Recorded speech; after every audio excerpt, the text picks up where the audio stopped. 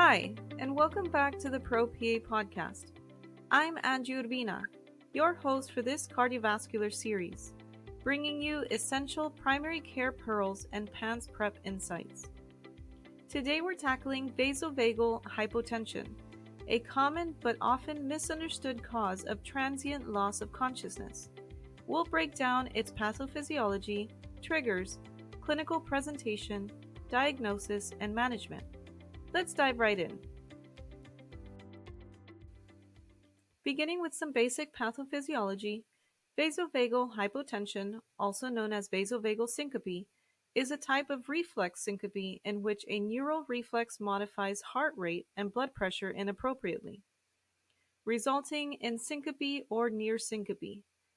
The most well-known of these conditions is vasovagal syncope, otherwise known as the common faint. This usually happens in response to a trigger like emotional stress, pain, prolonged standing, or dehydration. Other types of reflex syncope include carotid sinus syncope, as well as syncope triggered by micturition, defecation, swallowing, or coughing. Who does vasovagal hypotension affect? It is the most common form of syncope in all age groups, but is more common in the young and otherwise healthy. Regarding clinical presentation, the key features of vasovagal syncope include a classic prodrome followed by a brief loss of consciousness or pre-syncope. The prodrome consists of lightheadedness, sweating, nausea, palpitations, feeling warm or cold, and visual blurring or flashing, occasionally proceeding to temporary darkening or whiteout of vision.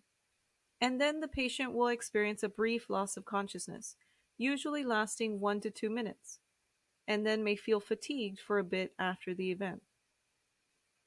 And as we alluded to previously, vasovagal syncope is classically triggered by emotional or orthostatic stress, painful or noxious stimuli, fear of bodily injury, prolonged standing, heat exposure, or after physical exertion.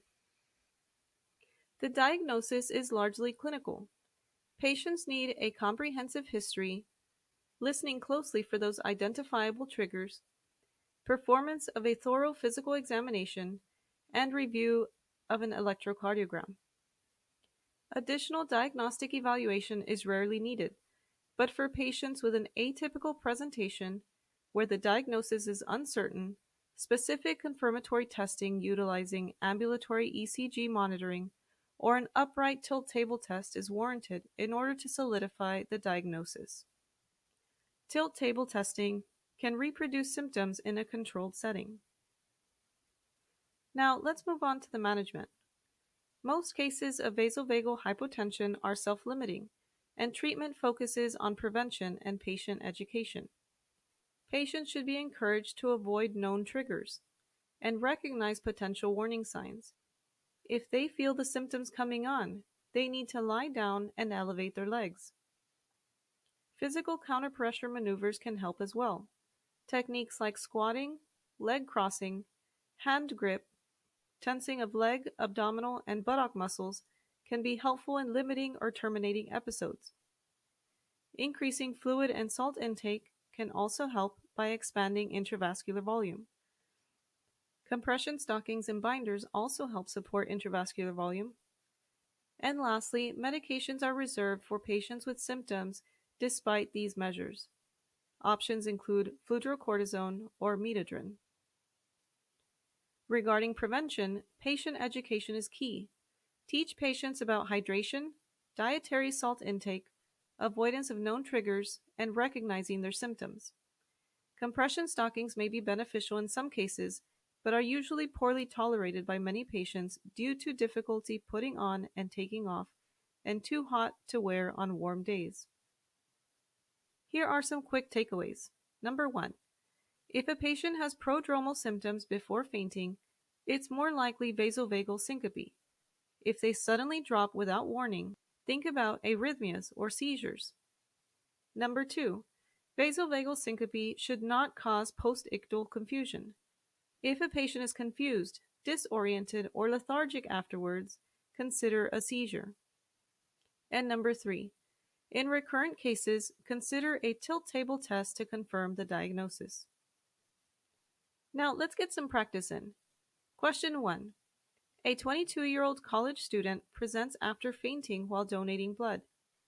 He reports feeling lightheaded, sweaty, and nauseous just before losing consciousness, but now is asymptomatic.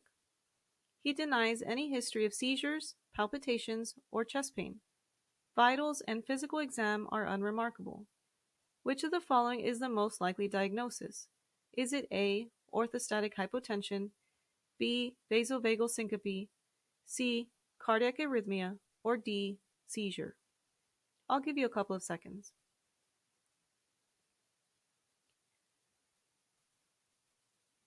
If you chose B, vasovagal syncope, you are correct. The history of a clear prodrome and a known trigger like donating blood strongly suggests vasovagal syncope. Unlike cardiac arrhythmias, there is a warning phase with vasovagal, and recovery is rapid. Question 2.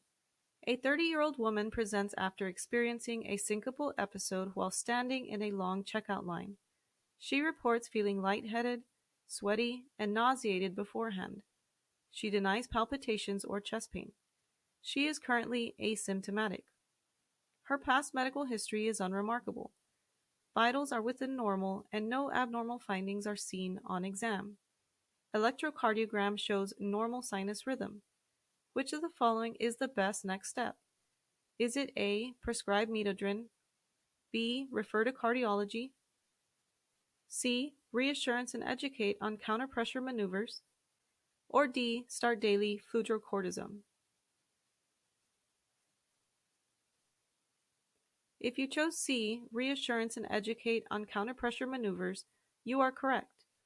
This patient has classic vasovagal syncope, which is self-limiting and usually managed with lifestyle modifications. Metadrin and fludrocortisone are reserved for recurrent refractory cases.